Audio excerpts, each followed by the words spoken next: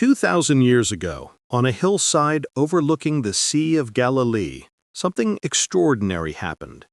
A carpenter from Nazareth sat down to teach, and the words that flowed from his lips would echo through history, transforming hearts and minds across every continent. This was Jesus, and what he shared that day became known as the Sermon on the Mount, perhaps the most profound collection of teachings ever spoken. Picture the scene. Crowds had been following Jesus everywhere, drawn by his miraculous healings and the authority in his voice. The sick were made well, the blind could see, and hope was being restored to people who had forgotten what it felt like. But on this particular morning, Jesus withdrew to a mountainside, and his disciples gathered close. Soon a great crowd had assembled, farmers and fishermen, tax collectors and teachers, the wealthy and the desperately poor. They sat in silence, waiting, sensing that something significant was about to unfold. When Jesus began to speak, his first words must have startled many in that crowd. Instead of promising earthly riches or political power, he spoke of a different kind of blessing entirely. "Blessed are the poor in spirit, for theirs is the kingdom of heaven." Here was a revolutionary idea that spiritual poverty, recognizing our deep need for God, was actually the pathway to the greatest treasure imaginable. He continued with what we now call the Beatitudes, each one turning conventional wisdom upside down. "Blessed are those who mourn, for they will be comforted." In a world that often ignored suffering, Jesus acknowledged pain and promised divine consolation. "Blessed are the meek, for they will inherit the earth." The gentle, the humble, the non-violent, these would be the true inheritors, not the powerful who trampled others underfoot.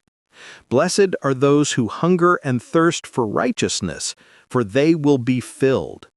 Jesus was speaking to people who knew real hunger, real thirst, but he was pointing them toward a deeper craving, the soul's longing for what is right and just. And perhaps most challenging of all, "Blessed are the pure in heart, for they will see God." Not the religiously impressive, but those with clean, undivided hearts would experience the ultimate vision. The crowd must have been processing these radical statements when Jesus shifted to tell them who they were. "You are the salt of the earth," he declared. "You are the light of the world." Imagine hearing those words if you were a simple fisherman or a despised tax collector.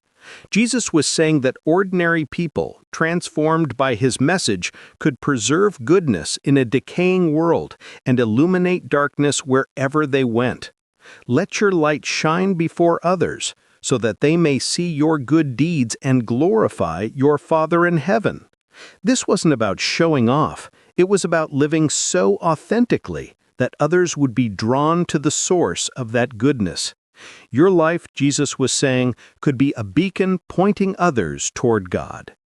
But then came perhaps the most challenging teaching of all.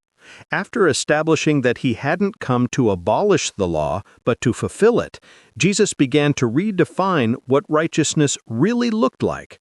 The religious leaders taught an eye for an eye, but Jesus said, "If anyone slaps you on the right cheek, turn to them the other cheek also." They taught love for neighbors and hatred for enemies, but Jesus declared, "Love your enemies and pray for those who persecute you." Can you imagine the shock rippling through that crowd? Love your enemies? Pray for those who hurt you? This wasn't just difficult, it seemed impossible. Yet Jesus wasn't finished. He was painting a picture of a love so radical, so complete, that it would mirror the very heart of God himself. "Be perfect," he said, "as your heavenly Father is perfect."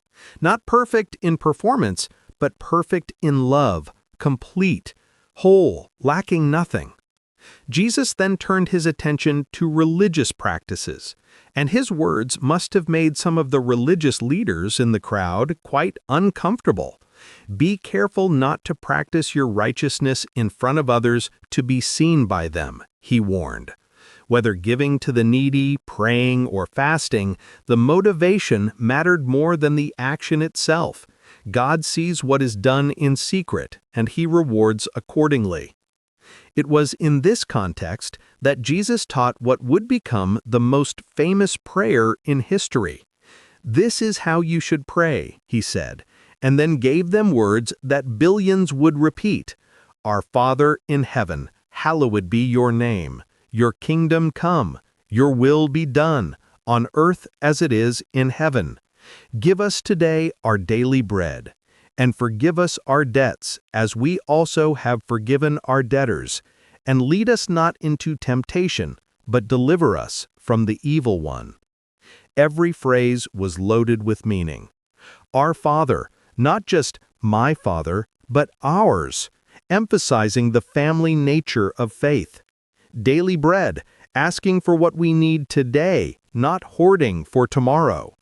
And that challenging line about forgiveness, we're asking God to forgive us in the same measure that we forgive others. Jesus made this point even clearer afterward. If you forgive other people when they sin against you, your heavenly Father will also forgive you. The crowd was probably feeling overwhelmed by now. These standards seemed impossibly high. But Jesus, with the compassion that marked everything He did, addressed their deepest anxieties. "Do not worry about your life," He said gently, "what you will eat or drink, or about your body, what you will wear." He pointed to the birds flying overhead. "Look at the birds of the air. They do not sow or reap or store away in barns, and yet your heavenly Father feeds them. Are you not much more valuable than they?" Then He gestured toward the flowers carpeting the hillside. "See how the flowers of the field grow. They do not labor or spin. Yet I tell you that not even Solomon in all his splendor was dressed like one of these."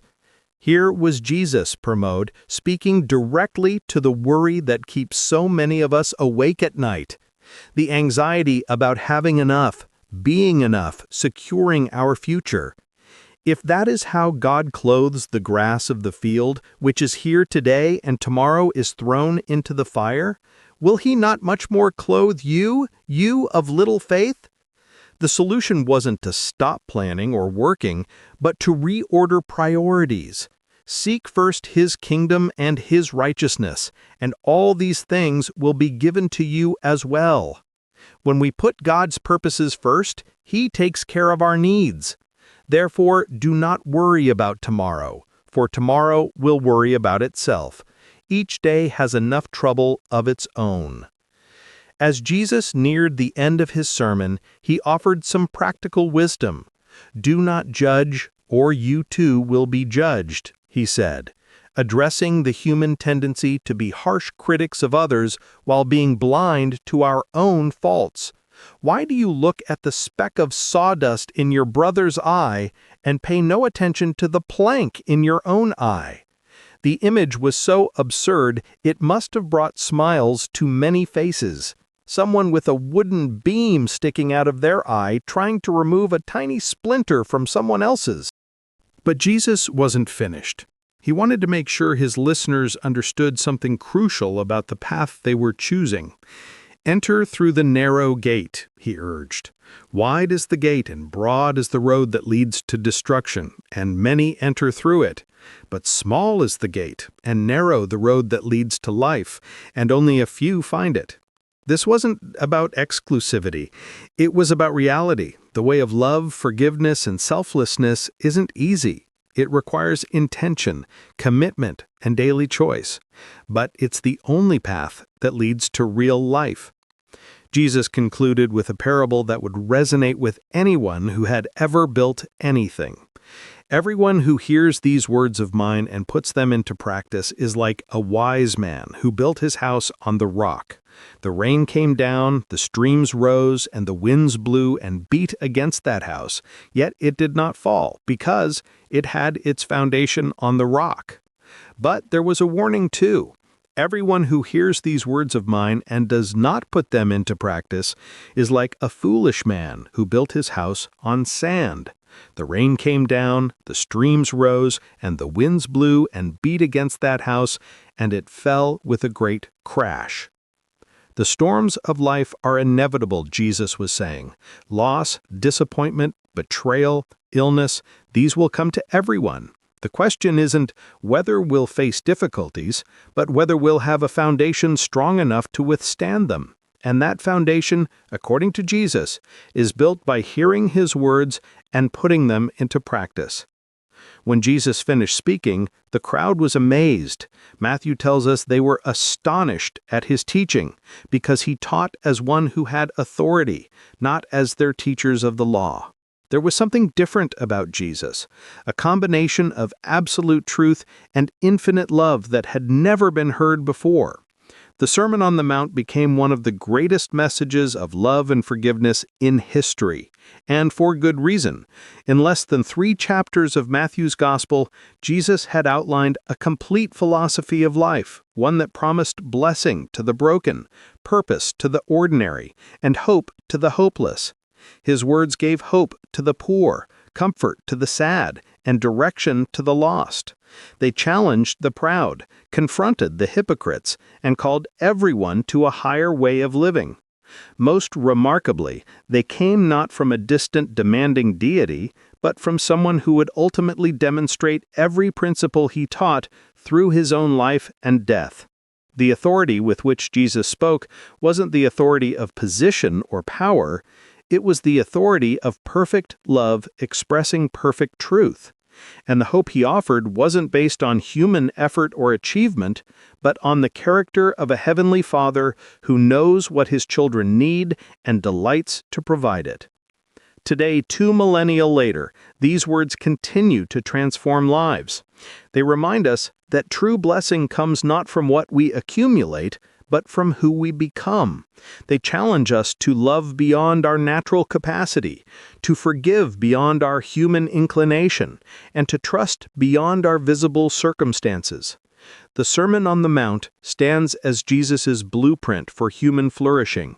Not the shallow happiness that depends on circumstances, but the deep joy that flows from living in harmony with the heart of God. It's an invitation to build our lives on the rock of His words, knowing that whatever storms may come, we will not be shaken.